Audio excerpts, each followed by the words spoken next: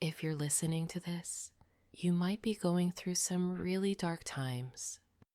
Maybe you feel empty inside, abandoned, or like you're fundamentally broken. You might be skeptical about religion or prayer, thinking that spiritual people live in some kind of bubble where they never struggle with real problems. Today, I want to tell you about 3 people from history who might surprise you. These are individuals that millions consider saints, people supposedly close to God, but their private writings reveal they spent years, even decades, feeling exactly the way you might feel right now. Abandoned, empty, questioning whether anything divine exists at all. Their stories might help you feel less alone in your darkness. Let's start with Mother Teresa of Calcutta.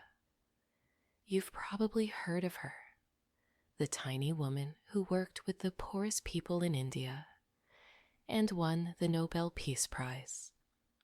When people thought of her, they imagined someone with a special hotline to God, someone who lived in constant spiritual peace. They were completely wrong. After Mother Teresa died in 1997, her private letters were published against her wishes. What the world discovered shocked everyone. For almost 50 years, most of her adult life, Mother Teresa felt absolutely no presence of God whatsoever. Let me read you her exact words from these letters. I am told God lives in me, and yet the reality of darkness and coldness and emptiness is so great that nothing touches my soul. I want God with all the power of my soul, and yet between us there is terrible separation. I feel just that terrible pain of loss, of God not wanting me, of God not being God, of God not really existing. She also wrote, Heaven from every side is closed. Think about this for a moment. The woman the whole world saw as a living saint spent 5 decades feeling completely abandoned by God. She felt empty, unwanted, and questioned whether God even existed, while serving the poorest people on earth. What's remarkable is that she didn't pretend. She didn't fake feeling something she didn't feel. She was brutally honest about her inner emptiness, while still choosing to show love to others. Near the end of her life, Mother Teresa had a vision. She asked Jesus, "Where have you been all these years?" His response was profound. "I was closer to you then than I am now." This suggests something important. Feeling abandoned doesn't mean you actually are abandoned. Sometimes the periods when we feel most empty might be when something meaningful is actually closest to us, even if we can't sense it. Our second figure is Saint John of the Cross, a Spanish monk from the 1500s. John is famous for coining the phrase dark night of the soul, a term we still use today to describe periods of spiritual emptiness and depression. But here's what makes his story remarkable. He wrote about this while literally imprisoned in a tiny cell by his own religious order. They disagreed with his reforms and locked him up in a space so small he couldn't stand upright.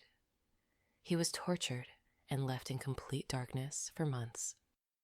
While suffering what we might now recognize as severe depression, John wrote these words, "The soul is conscious of a profound emptiness in itself, a cruel destitution of the 3 kinds of goods, natural, temporal, and spiritual, which are ordained for its comfort.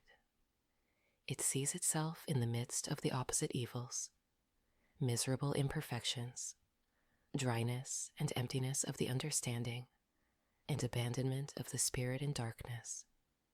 He also wrote, "Spiritual persons suffer great trials, by reason not so much of the aridities which they suffer, as of the fear which they have of being lost on the road, thinking that all spiritual blessing is over for them, and that God has abandoned them since they find no help or pleasure in good things. Does this sound familiar? The fear that you're completely lost, the sense that nothing good is left for you, that you've somehow fallen off the path and can't find your way back. But John discovered something in his darkness. He wrote, "When you are burdened, you are close to God, your strength, who abides with the afflicted." When you are relieved of the burden, you are close to yourself, your own weakness, for virtue and strength of soul grow and are confirmed in the trials of patience. In other words, the times when you feel most broken might actually be when you're developing the most strength and resilience. Your darkness isn't meaningless suffering. It might be transforming you in ways you can't yet see. Our third figure is Saint Teresa of Avila, a Spanish mystic from the same era. What makes Teresa particularly relevant is that she clearly understood mental health struggles in a way that was centuries ahead of her time. Teresa dealt with what she called melancholia, which matches exactly what we now call major depressive disorder with melancholic features. She had severe anxiety, physical health problems, and spent years unable to pray or concentrate. But instead of seeing this as a spiritual failure, she wrote with incredible compassion about mental health struggles. Listen to these words. There are occasions when one cannot help doing this. Times of ill health, especially in persons who suffer from melancholia. Or times when our heads are tired, and however hard we try, we cannot concentrate. The very suffering of anyone in this state will show her that she is not to blame and she must not worry, for that only makes matters worse. Nor must she weary herself by trying to put sense into something, namely her mind, which for the moment is without any. She should pray as best she can. Indeed, she need not pray at all, but may try to rest her spirit as though she were ill. Did you catch that? She literally said that when you're struggling mentally, you don't even need to try to pray. Just rest. Your mental illness is not your fault. You're not to blame for your racing thoughts or inability to concentrate. She also wrote about the chaotic nature of our minds. We cannot stop the revolution of the heavens as they rush with velocity upon their course. Neither can we control our imagination. When this wanders, we at once imagine that all the powers of the soul follow it. We think everything is lost. Meanwhile, the soul is perhaps entirely united to him in the innermost mansions, while the imagination is in the precincts of the castle, struggling with 1,000 wild and venomous creatures and gaining merit by its warfare. This is an incredibly sophisticated understanding of mental health. She's saying that even when your mind feels completely chaotic, racing thoughts, anxiety, depression, there might be a deeper part of you that's actually at peace. Your mental struggles don't disqualify you from spiritual experiences or a meaningful life. These three individuals, considered among the holiest people in history, experienced years of feeling abandoned, empty, and questioning everything. They didn't live in some spiritual bubble. They grappled with the same existential darkness that many people face today. What's striking is that their periods of greatest darkness often coincided with their periods of greatest impact on others. Mother Teresa served the poorest of the poor while feeling completely abandoned by God. John of the Cross wrote his most beautiful poetry from a prison cell. Teresa of Avila reformed entire religious orders while battling depression and anxiety. They didn't overcome their struggles and then help people. They helped people while still struggling. This suggests something important. You don't need to have your life figured out to live meaningfully. You don't need to feel spiritually connected to show love to others. You don't need to overcome your mental health struggles to make a difference in the world. If you're skeptical about religion, these stories show that even deeply religious people don't live in constant spiritual comfort. They doubted, they questioned, they felt abandoned.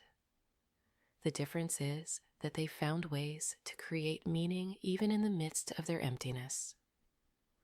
You don't need to believe in God to find value in their approach. They showed that it's possible to acknowledge your darkness honestly, while still choosing to act with love toward others. They demonstrated that feelings of emptiness and abandonment don't have to define your entire existence. If you struggle with mental illness, these accounts show that feeling empty, abandoned, or worthless doesn't disqualify you from a meaningful life. Some of history's most impactful people felt exactly the way you feel.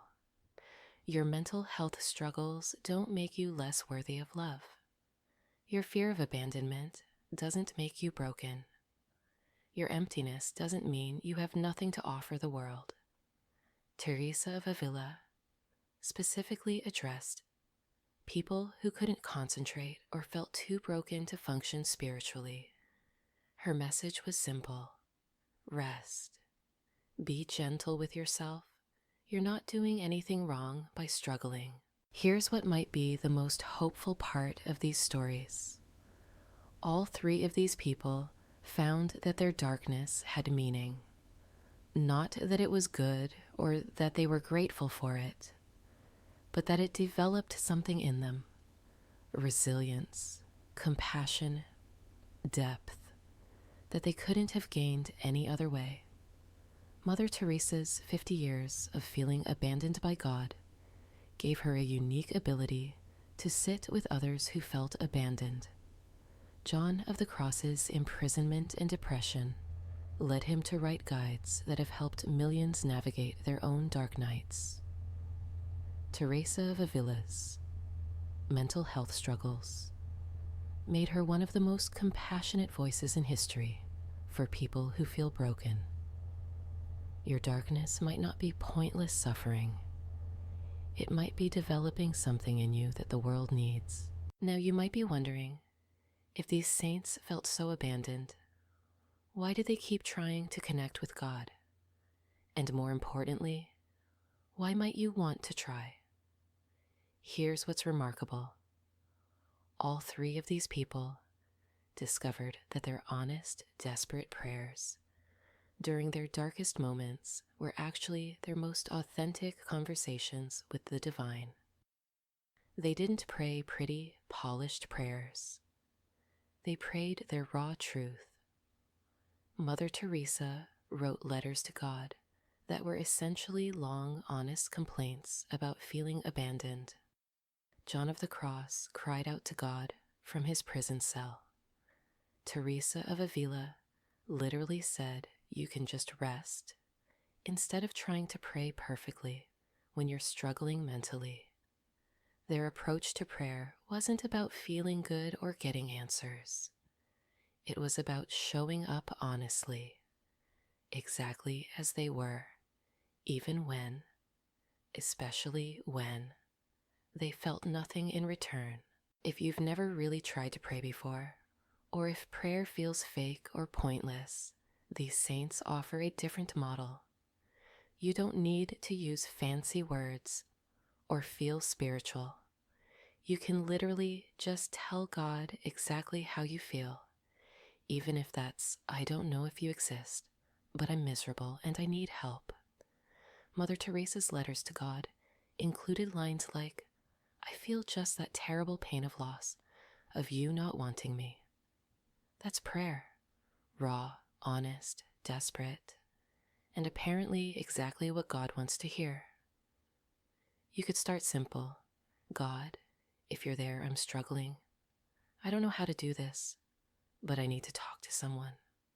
Help me feel less alone. The saints discovered that God seems to prefer honest desperation over polite pretending. Your depression, your fear of abandonment, your feelings of emptiness, these aren't obstacles to prayer. They might be exactly what prayer is for, based on these saints' experiences. Prayer isn't about getting what you want or feeling better immediately. It's about having somewhere to put your pain. It's about the possibility that your suffering isn't just meaningless noise, but might actually be heard and held by something greater than yourself. Mother Teresa served others for 50 years while feeling abandoned by God, but she never stopped writing to him. Something about maintaining that connection, even when it felt one-sided, sustained her in ways that nothing else could. You don't need to believe prayer works to try it. You don't need to feel anything happen. You just need to be willing to show up honestly with whatever you're carrying. These stories offer something valuable, proof that you can feel completely empty and abandoned and still reach toward something greater. You can question everything, struggle with mental health, feel fundamentally broken, and still have conversations with the divine that matter. Your mental health struggles don't disqualify you from prayer. They might be exactly what prayer is designed for. Your doubts don't make you unworthy. They make you honest. Your desperation isn't a weakness. It might be the most authentic prayer of all. You're not alone in your darkness. You're in the company of saints who felt exactly the same way and who discovered that sometimes the most powerful prayers come from the deepest pain.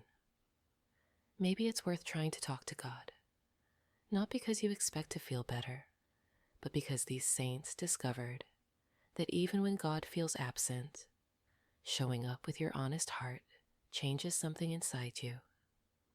Your story isn't over yet. And maybe, just maybe, it's time to start writing it as a conversation.